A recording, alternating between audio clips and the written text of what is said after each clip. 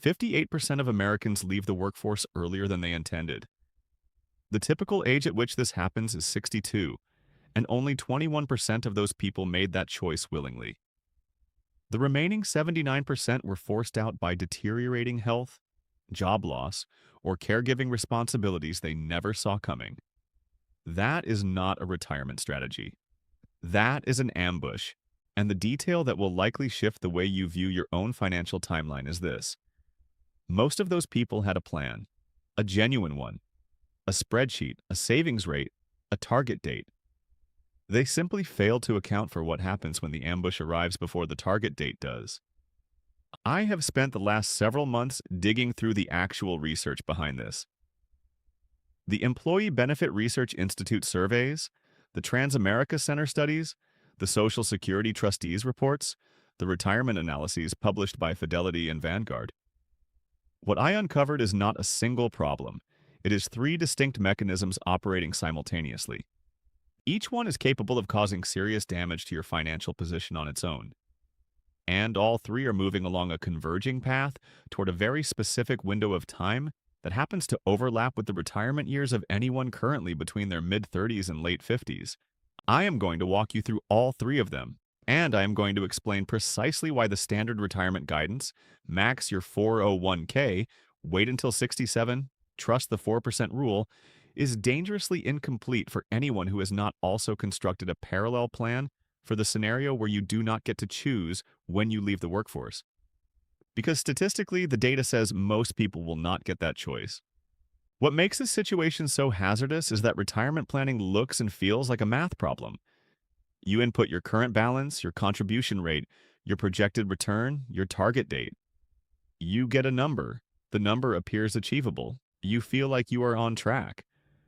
But what you've actually built is a prediction that several entirely separate systems, your health, your employer's business decisions, the stock market, legislative action from Congress, and the private insurance market will all cooperate with one another simultaneously for the next 15 to 20 years. The historical record on that particular prediction is not encouraging, and the specific way those systems are most likely to fail you is sitting in plain view inside data that no retirement calculator I have ever encountered actually incorporates. Here is the analogy I keep returning to. You filed a flight plan. Destination: retirement at 67. The skies look clear. The runway ahead appears long. The fuel gauge reads sufficient. But here is the problem with that gauge. Researchers have been documenting a well-known calibration error in it for decades. Multiple large-scale surveys have confirmed it consistently reads 3 to 5 years higher than reality.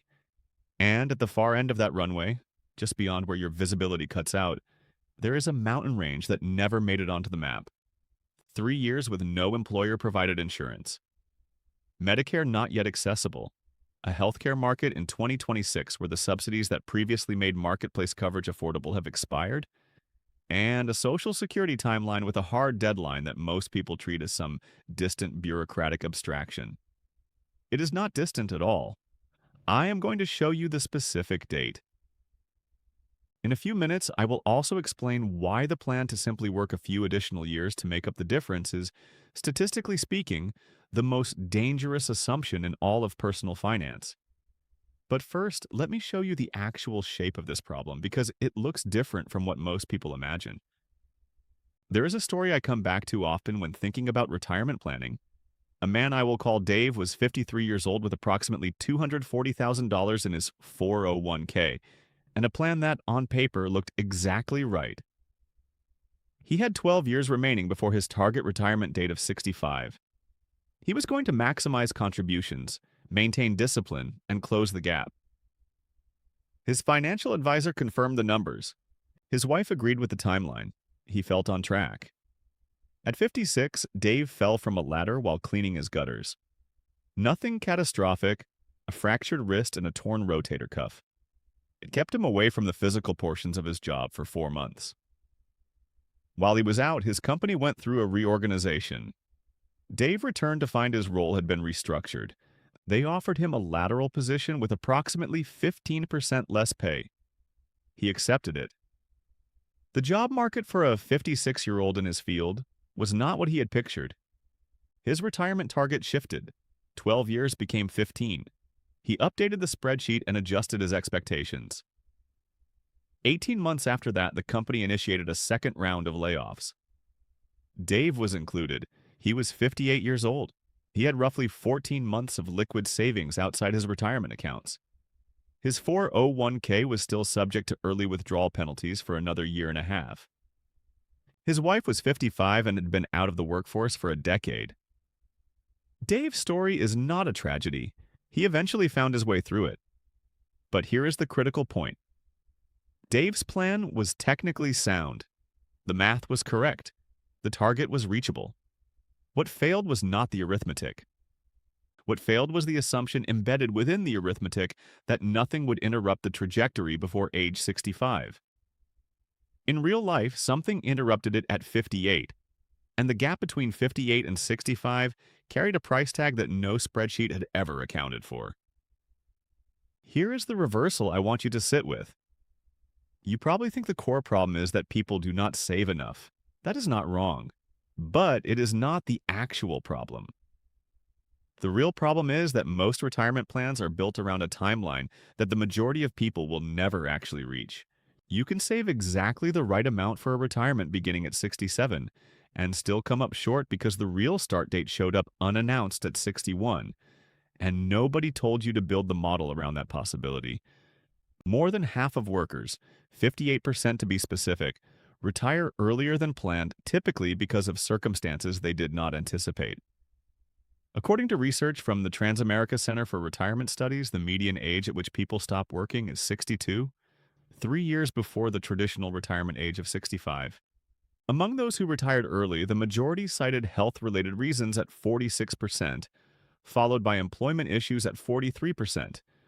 Only 21% said they retired early because they were in a strong enough financial position to do so. According to the 2025 EBRI Retirement Confidence Survey, the median expected retirement age among current workers is 65. The median actual retirement age among current retirees is 62. That 3-year gap has persisted across multiple surveys spanning several decades. In the same 2025 EBRI survey, 75% of workers said they plan to continue working for pay during retirement. Only 29% of retirees reported actually doing so. The plan to bridge the financial gap through part-time work sounds entirely reasonable until you are 62 with a new physical limitation and discover the labor market has moved on without you. Every day, approximately 11,200 Americans exit the workforce. Most of them did not select the date. Take a hard look at your own runway right now. Stay with me because what comes next changes the actual dollar figure you need to be preparing for, and it is not a minor adjustment. There is a secondary thread I want to introduce here that I will return to shortly, because it makes everything we have been discussing concrete. A person I know, I will call her Maria, is 52 years old. She has a financial advisor, a 401k with roughly $340,000 in it, a target retirement age of 65, and a reasonable path to $800,000 by that date. She believes she has a plan. She is a capable, organized person who has done more retirement research than almost anyone else I know. I am going to revisit her numbers in a few minutes because they illustrate something important. But first, the triple cost ambush. The second mechanism, the one that inflicts the most financial damage on people who do reach something approaching their target date, involves 3 costs that tend to converge at the precise moment of departure from the workforce. Each is serious on its own. Together, they explain why 54% of retirees were caught off guard by how expensive retirement actually turned out to be. The first component of the ambush is the healthcare gap. This is the window between when most people actually retire, statistically around age 62, and when Medicare eligibility begins at 65. 3 years. Here is what those 3 years specifically cost in 2026. At the end of 2025, the enhanced premium tax credits that had been keeping ACA premiums lower since 2021 expired and were not extended into 2026 for early retirees. This means the subsidy cliff at 400% of the federal poverty level has returned. Anyone earning above roughly $62,600 as a single filer in 2026 pays full market price for marketplace coverage, which can exceed $1,500 per month at age 62 in certain rating regions. Using the federally permitted age rating multipliers, estimated average monthly benchmark premiums climb to approximately $1,072 at age 62, $1,118 by age 63, and reach close to $1,120 for those between ages 64 and 65. Health insurance can represent one of the single largest expenditures for individuals who retire before Medicare eligibility begins. Monthly premiums in the range of $1,000 to $1,100 per person can substantially affect how long retirement savings hold up, particularly when layered on top of other essential costs such as housing, food, and transportation. That translates to $12,000 to $13,000 per year in premiums alone per person, before deductibles, before copays, before prescription medications. Fidelity's research indicates that most couples retiring at age 65 will spend an average of $330,000 on healthcare throughout retirement. That estimate includes insurance premiums, out-of-pocket costs including deductibles and copays, and prescription drug coverage. And that figure still does not include long-term care, which is an entirely separate financial exposure for another discussion. If you exit at 62 rather than 65, you are adding roughly $36,000 in above-budget pre-Medicare premiums on top of that stack. And you are spending that money in the first 3 years of retirement, precisely when sequence of returns risk is at its highest, and every dollar you withdraw from your portfolio is a dollar that can no longer compound. The second cost in the ambush involves Social Security timing. Social Security payouts can be reduced by as much as 30% if claimed before reaching full retirement age. For anyone born in 1960 or later, full retirement age is 67. The maximum benefit is reached at age 70, at which point the monthly amount equals 124% of the full retirement age benefit, with no further increases available after that. In 2026, the maximum monthly benefit at full retirement age of 67 is $4,018. The maximum monthly benefit at age 70 is approximately $5,108. Claim at 62 and your maximum drops to roughly $2,710 per month, permanently. This is not a scheduling preference. It is a lifetime income decision. The gap between claiming at 62 versus waiting until 70 for a retiree receiving something close to the average benefit can represent tens of thousands of dollars in additional lifetime income for someone who lives into their mid-80s or beyond. And unlike a portfolio balance, Social Security income cannot reach zero. The compounding logic here operates in reverse. Every year you delay past 67 adds 8% to the annual benefit, guaranteed per the Social Security Administration schedule. There is no index fund in existence that offers a legally guaranteed 8% annual increase simply for waiting. The third component of the ambush is the one that feels least tangible until you actually run the numbers. 5 fewer years of contributions and compounding. Here's what that looks like for a moderate earner. If you are 55 years old earning $120,000 per year and contributing 15% of your income to your 401k, that is $18,000 per year. The 5 years between age 60 and 65 represent $90,000 in raw contributions alone. At an average annual return of 8%, that $90,000 compounded over the remaining period before retirement grows to something closer to $135,000 in portfolio value by the time you need it. Gone if you exit 5 years early. Then layer on the compounding loss on what you already had accumulated. If you have $400,000 at age 60 and retire at 65, 5 years of compounding at 8% adds $211,000 to your ending balance. If you are pushed out at 60, that compounding never happens. You enter retirement with $400,000 instead of $611,000 from that asset alone.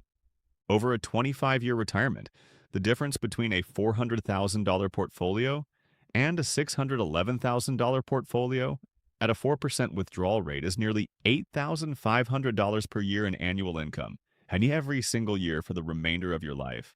So to summarize the triple cost ambush, the healthcare gap adds roughly $36,000 in unbudgeted premiums during the first 3 years. The Social Security timing penalty permanently reduces monthly income by potentially hundreds or thousands of dollars per month for life, depending on when you claim. And the 5-year contribution and compounding shortfall can run north of $300,000 for someone on a median income trajectory. These findings are significant because so many workers lean on the assumption that they can simply extend their working years to compensate for insufficient savings. That assumption is the broken fuel gauge.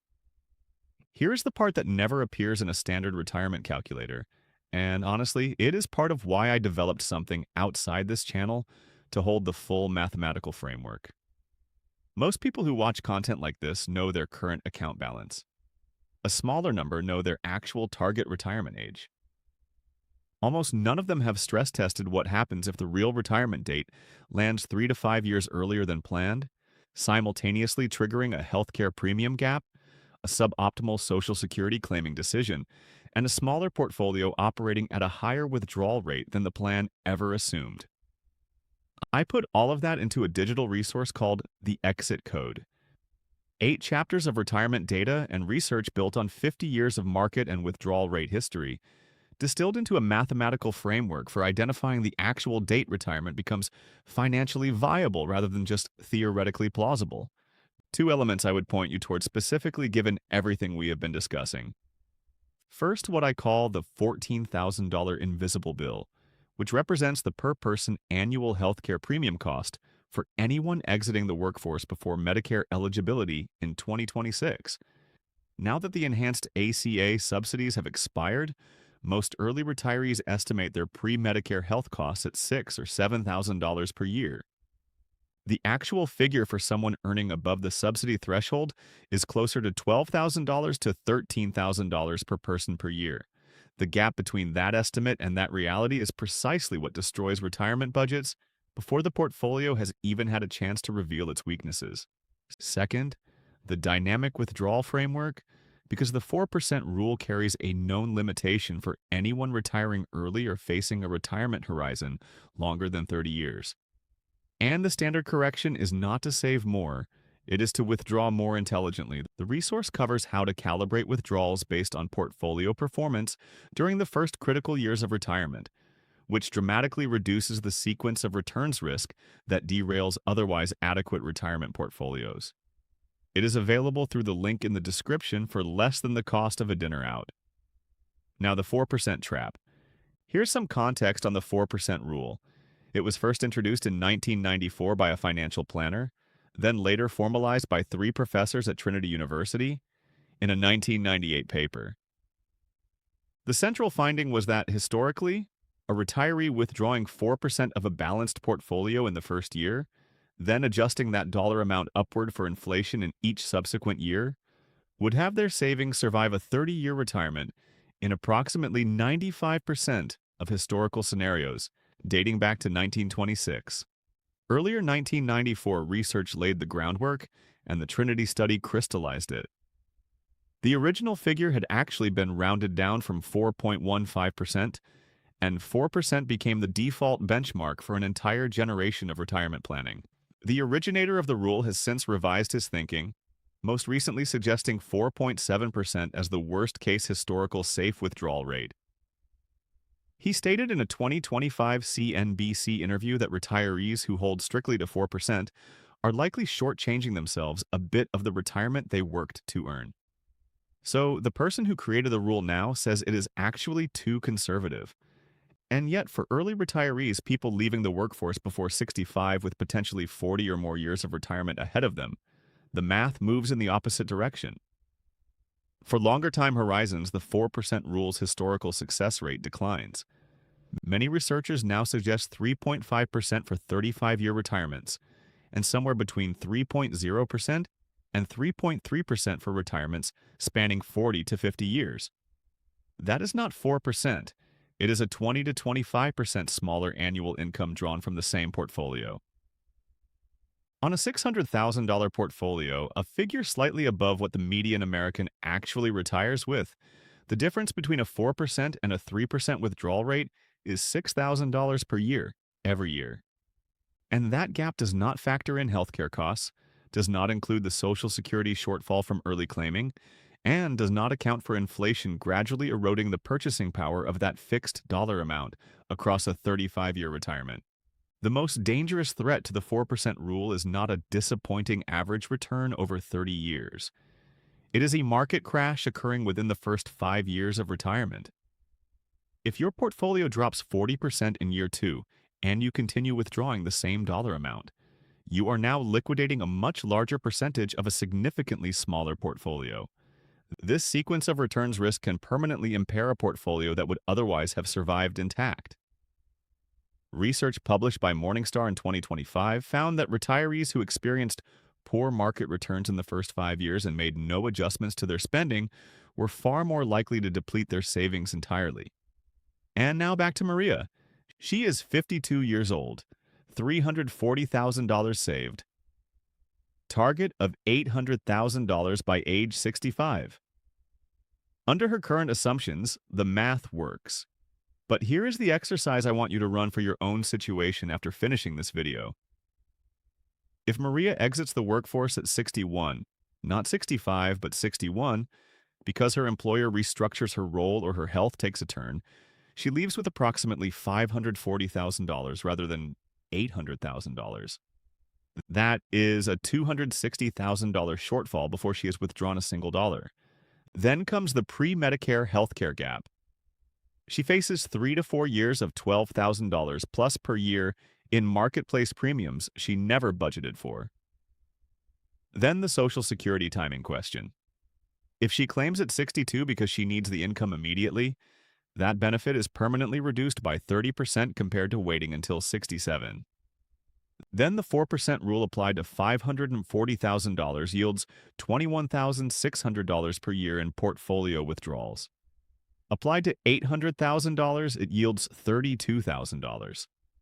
That $11,000 annual difference across a 25-year retirement equals $275,000 in total lifetime spending. This is not a math error. Maria's arithmetic is correct. The planning error is the assumption embedded in her math that she reaches 65 with the full balance intact, on schedule, under her own control. The persistent gap between what people expect from retirement and what they actually experience sends a clear message. Plan seriously for the possibility that you will retire earlier than you intend. This is the psychology of money in action. Human beings are remarkably poor at planning for scenarios in which we are not the driving force, where an external event determines the outcome rather than our own deliberate choices. We build plans for the world in which our decisions control the result. We dramatically underplan for the world in which something happens to us, and our decisions only shape how we respond. The data has been consistent on this for decades. The second world is the one most people actually retire in. Stay with me because what comes next includes a specific calendar date you should write down. Generation X is the least financially prepared generation for retirement by nearly every major measure, according to research from the Alliance for Lifetime Income. While baby boomers tend to dominate the headlines, Generation X confronts an even more severe retirement shortfall, as the research authors themselves put it. Here is why. Generation X broadly includes those born between 1965 and 1980. This group was hit hard by the transition from defined benefit pensions to defined contribution retirement plans as traditional workplace pensions were phased out across the economy. Only 14% of Gen X workers have access to a traditional pension, compared to 56% of boomers. They entered the workforce precisely as pension plans were disappearing. Automatic enrollment did not yet exist. Auto-escalation was still a future concept. They had to build savings habits from scratch with far less structural support than any generation before them. And they did it while navigating the 2000 dot-com collapse, the 2008 to 2009 financial crisis, the COVID-19 pandemic in 2020, and the inflation shock of 2022. Generation X, the first generation to rely heavily on 401k plans, expects to fall approximately $400,000 short of what they believe they will actually need when they retire. On average, Gen Xers anticipate retiring with $711,771 saved, well below the $1,116,747 they estimate will be necessary for a comfortable retirement. That represents a $400,000 savings gap, the largest among all generations surveyed. Only 16% of Generation X Americans feel confident that they have saved an adequate amount for retirement. When Americans were asked what they considered the minimum savings needed to retire comfortably in 2026, they responded with an average figure of $1.46 million. Generation X expects to retire with roughly half of that amount. Now, here's the specific date. The Social Security Trust Fund used to pay retirement benefits may be depleted in late 2032, approximately 3 months earlier than projections issued the previous year. According to the most recent Social Security Administration Annual Trustees Report, if the fund reaches depletion as projected, Social Security will only be in a position to pay 78% of scheduled retirement benefits. The oldest members of Generation X, those born in 1965, will turn 67 in 2032. That is the same year the Social Security Retirement Trust Fund is projected to hit its limit. Read that again carefully. The generation with no pension, a $400,000 savings shortfall, a statistical probability of being pushed out of the workforce before their intended retirement date, and a healthcare coverage gap between ages 62 and 65 is scheduled to reach full retirement age in the exact year. The system they have been paying into throughout their entire working lives is projected to cut benefits by 22%. The Old Age and Survivors Insurance Trust Fund is projected to become insolvent in 2033, when today's 59-year-olds reach their full retirement age. At that point, retirees would face an automatic 23% benefit reduction under existing law. A 23% cut applied to the current average monthly Social Security benefit equals roughly $476 per month eliminated. That is $5,712 per year, permanently. For someone already carrying a $400,000 savings shortfall, that is not a rounding error. That is the margin between financial survival and falling short. Here is where a brief moment of levity becomes necessary, because I have been delivering difficult news at an unsustainable pace. There is an entire community of financial professionals who will tell you, in response to everything I have laid out, that Social Security has always managed to find a solution, and that Congress will intervene before anything catastrophic occurs. And those professionals are probably right. They said the same thing in 1933 and 1978 and in 2010, each time with a bit less certainty and a bit more urgency. The belief that Congress will act is not unreasonable. The problem is that it is not a strategy. It is a hope.